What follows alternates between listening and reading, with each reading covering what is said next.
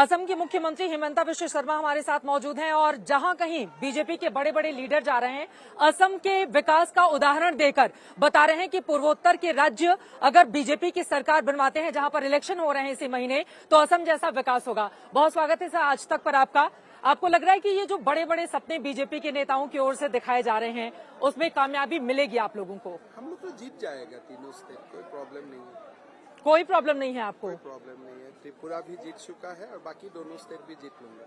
इतने बड़े कॉन्फिडेंस के पीछे की वजह क्या है? देखिए, बहुत काम हुआ है नॉर्थ ईस्ट में। हाँ। नॉर्थ ईस्ट का लोग मोदी जी का साथ है, तो मैं कोई समस्या मेरा सामने नहीं है, मैं जीत जाएगा आराम से। लेकिन पिछली बार सिर्फ 2 सीटें मिली थी, आज जिस मेघालय में आप भाषण दे रहे हैं। मेघालय में 2 सीट मिलना बहुत बड़ा बात था, इसलिए मेघालय का जो डेमोग्राफी है, उस डेमोग्राफी से 2 सीट निकालना उस समय बहुत बड़ा बात था और आगे जाके हमारा और काम होगा। परिस्थितियां अभी बदली हैं क्या? काफी अच्छा हुआ है। लास्ट टाइम चुनाव में तो हमारा कोई पब्लिक मीटिंग भी नहीं हुआ था।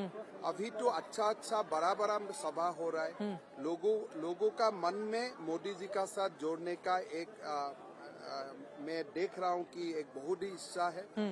तो इस बार तो काफी अच्छा चुनाव होगा। आप लोग सरकार में शामिल रहे, लेकिन उसी सरकार की अब बुराइयां गिना रहे हैं, तो जनता भरोसा करेगी इस पर? देखिए, हमें सरकार में था, इसलिए एज ए नेडा पार्टनर, एनडीए पार्टनर सरकार में रहना जरूरत था। इसलिए हमारे जो फास्ट टारगेट था कि उत्तर पूर्व से कांग्रेस को हटाना था, तो वो समय सरकार में रहना जरूरत था और सरकार में रह के जो मेघालय को न्याय देना था, वो न्याय देने का काम हमने किया। लेकिन वो समय का बात था। सरकार में रहा, हमने अभिज्ञता लिया, एक्सपीरियंस लिया। जब सरकार में रहा, हम किसी को क्रिटिसाइज नहीं किया।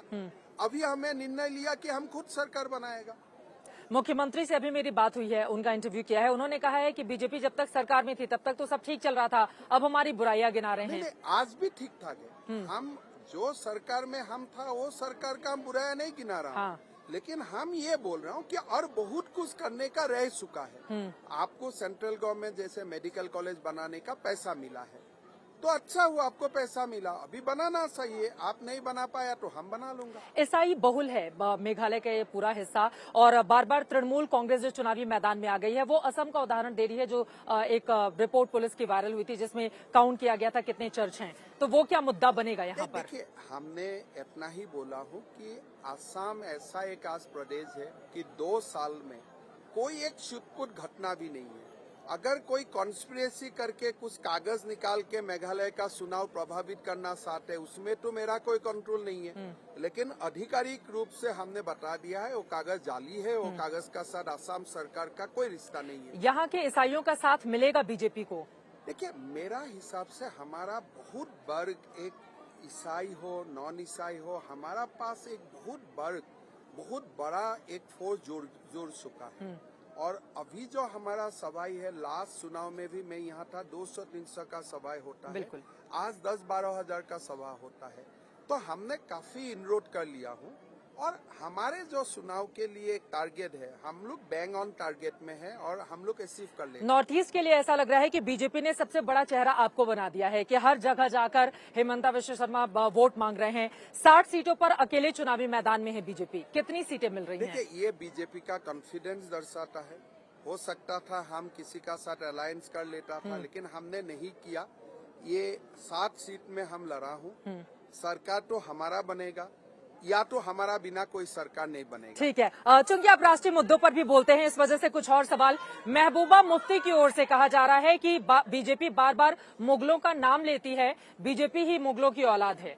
इस तरह का बयान उनकी ओर से दिया गया है। तो महबूबा मुफ्ती ने ये कहाँ डिस्कवरी कर लिया कि बीजेपी मुगल का औलाद है?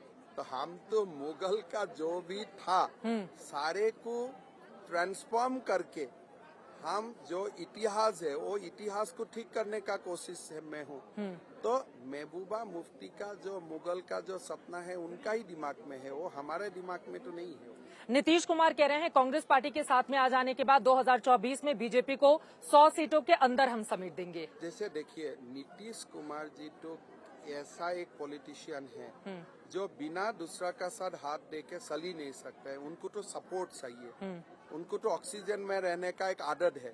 तो अभी अगर ऑक्सीजन कांग्रेस से मांग रहे हैं, वो जिंदगी का सबसे बड़ा गलती कर रहा है। इसलिए कांग्रेस का ऑक्सीजन ट्यूब में तो ऑक्सीजन है ही नहीं, वो कहाँ से ऑक्सीजन मिलेगा। राहुल गांधी अरुणाचल से अब गुजरात के लिए भारत जोड़ो यात्रा पार्ट 2 की शुरुआत कर सकते तो हैं। करना सर सही है उनको, वो तो अपना एक जिम एक्सरसाइज का ही उन्होंने एक तरीका बना लिया है। वो एक्सरसाइज करने के लिए वही। ऐसा कर रहे हैं। और नहीं तो क्या कर रहे हैं, डे दो को जो डेली खर्चा कर रहे हैं उनका पर्सनल एंजॉयमेंट के लिए ही तो हो रहा है ना। आराम से दिन में घूमो 10-12 किलोमीटर, फिर एसी वाला गाड़ी में रुक जाओ, फिर कहीं माने तो कहीं घुस जाओ, कहीं से कहीं बोल दो, तो एक एंजॉयमेंट है। दिल्ली में रुकने के उनको तो दुख लगता है ना, इतना दुनिया का डेवलपमेंट हो रहा है। थोड़ा घूमते हैं, एक्सरसाइज करता है, जिम करता है, उसमें क्या प्रॉब्लम है हमारे। वो कितना ठंडा में रह सकता है लोगों को दिखाता है, तो वो दिखाए ना, उसमें हमारा क्या प्रॉब्लम होता है। अभी बर्फ के बीच से उनकी तस्वीर भी वायरल हो रही है वही ना, कश्मीर तो की। कभी बर्फ का बीच में चला जाइए, कभी दिल्ली में आप अपना टी-शर्ट पहना के दिखाइए, तो आपको अपना बारे में बोलने का शक है। और कांग्रेस पार्टी आपको फंडिंग कर रहा है कि भाई आप घूमो, कम से कम हमारा दिमाग मत खाओ, आप घूमते रहो, कम से कम हम लोग शांति में रह सकता हूँ दिल्ली में। तो कांग्रेस का लोगों ने एक तरीका निकाल लिया है कि कैसे राहुल गांधी से बच के रहना है। तो वो लोग सक्सेस है, कांग्रेस का लीडर लोग तो माहिर है। 24 के लिए आप लोगों के लिए मुश्किलें पैदा नहीं करेंगे राहुल वो गांधी? तो पैदल में ही रहेगा। जैसे अभी त्रिपुरा में सुना हुआ, राहुल जी को दिखाई दिया है। तो राहुल जी को कांग्रेस का लोगों ने बोल दिया कि आप पैदल मारते रहो, हम लोग ऑफिस संभालेगा, आप पैदल मारते रहो, और चुनाव वाला प्रदेश में मत जाओ। चुनाव जहाँ नहीं है वहाँ पैदल मारो। यहाँ के अभी भी गुजरात कांग्रेस का के चुनाव कंप्लीट हो गया, अभी गुजरात में वो क्या पद यात्रा करेगा। तो राहुल जी से बचने के लिए कांग्रेस का लीडर लोग तो माहिर है, वो लोग एक तरीका निकाल लिया है कि उनको थोड़ा जिम एक्सरसाइज के लिए दौड़ाते रहो, हम लोग खुश रहेंगे। उत्तर पूर्व के राज्यों में भी नहीं आए राहुल गांधी, और इसी जहां मेघालय में हमारी मौजूदगी है, यहाँ पर कांग्रेस के एक समय में 21 विधायक थे, जिनमें से ज्यादातर टीएमसी में चले गए। नॉर्थ ईस्ट कांग्रेस का गर्व था जी। आज त्रिपुरा में इतना बड़ा चुनाव हुआ, राहुल जी को दिखाई नहीं दिया। गुजरात में चुनाव हुआ, दिखाई नहीं दिया है। मतलब अभी उनका दिमाग में ही घुस गया है कि हमको पद यात्रा करना है। भाई करो ना पद यात्रा, आपको अच्छा ऑक्सीजन मिलेगा, उसमें हमारा क्या तकलीफ। वो पदयात्रा कर रहे हैं तो बीजेपी क्या कर रही है? वो ऑक्सीजन हवा खा रहा है, और हम लोग ऑक्सीजन को क्लीन कर रहा हूँ, हम लोग हवा को अच्छा कर रहा हूँ, अच्छा ऑक्सीजन मिले हो। चलिए, बहुत शुक्रिया मुख्यमंत्री जी, आज तक से बातचीत रास्ता करने। बना रहा हूँ, वो रास्ता का ऊपर जा रहा है, तो मतलब जो उनको चाहिए ना, हाँ। कि अच्छा ऑक्सीजन मिले, वो व्यवस्था हम लोग कर रहे हैं। मतलब बीजेपी जो सड़क बना रही है उसके ऊपर वो उसका पैदल चल रहे हैं। बढ़िया सड़क बन रहा है, हाँ। और राहुल जी आराम से पैदल में जा रहे हैं, उनका जिमिंग एक्सरसाइज हो रहा है, हम लोग खुश है उससे। चलिए, बहुत शुक्रिया आज तक से बातचीत करने के लिए। असम के मुख्यमंत्री को आप सुन रहे थे, उनका ये कहना है कि उत्तर पूर्व के जिन तीनों राज्यों में विधानसभा के चुनाव होने हैं, बीजेपी यहाँ पर सरकार बनाएगी, और इसी के साथ राहुल गांधी पर वो हमलावर होते हुए ये कहते हुए कि उनकी ये जो भारत जोड़ो यात्रा चल रही है पैदल, चूंकि वो पैदल ही हैं, इसी वजह से कांग्रेस पार्टी उन्हें बार बार सड़क पर उतार रही है। बीजेपी की सड़कों पर वो पैदल पदयात्रा कर रहे हैं। अब आगे उत्तर पूर्व के राज्यों में क्या होता है, भारतीय जनता पार्टी जो दावा कर रही है कितना दम है उसके दावे में, इस पर रहेगी आज तक की नजर। कैमरामैन संजय कुमार के साथ चित्रा त्रिपाठी, शिलोंग, आज तक।